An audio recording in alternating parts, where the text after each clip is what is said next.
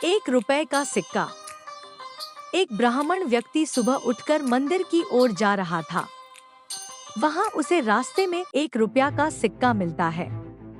वह ब्राह्मण के मन में विचार आता है कि यह 1 रुपया में किसी दरिद्र को देता हूँ।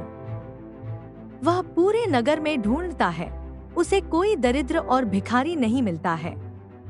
हर रोज की तरह सुबह ब्राह्मण मंदिर की ओर प्रस्थान करते हैं। वहाँ उसे एक राजा दिखाई देता है। वह बहुत बड़ी सेना लेकर दूसरे नगर में जाता रहता है।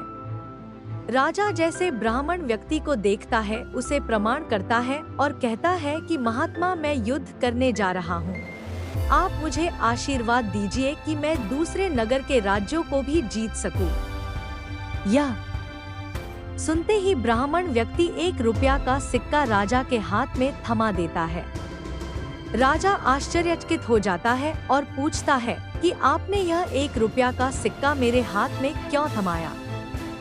ब्राह्मण व्यक्ति उत्तर देते हुए कहते हैं कि मैं कई दिनों से कोई दरिद्र व्यक्ति ढूंढ रहा हूँ जिसे रुपए दे सकूं।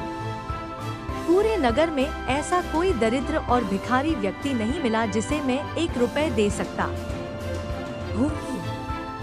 सिर्फ और सिर्फ आप ही मुझे ऐसे दरिद्र व्यक्ति मिले जिनके पास सब कुछ होते हुए भी कुछ नहीं है, जिसकी अपेक्षा हमेशा अधिक से अधिक पाने की रहती है।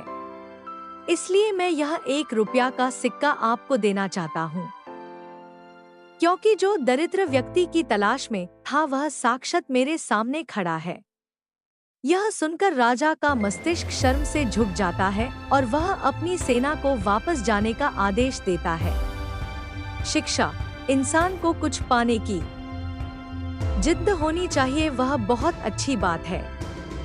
पर आजकल व्यक्ति की इतनी तीव्र इच्छा होने के कारण मन में विचार आता है, तेरी जेब का पैसा मेरे जेब में कैसे आए? ऐसे स्वार्थी सोच में रहता है। यह बिल्कुल भी अच्छी बात नहीं है। फलस्वरूप उसे सब कुछ मिलने के बाद भी वह दुखी रहता है, क्योंकि उसकी इच्छा कभी खत्म नहीं होती। सदैव प्रसन्न रहिए। जो प्राप्त है पर्याप्त है। जिसका मन मस्त है उसके पास समस्त है।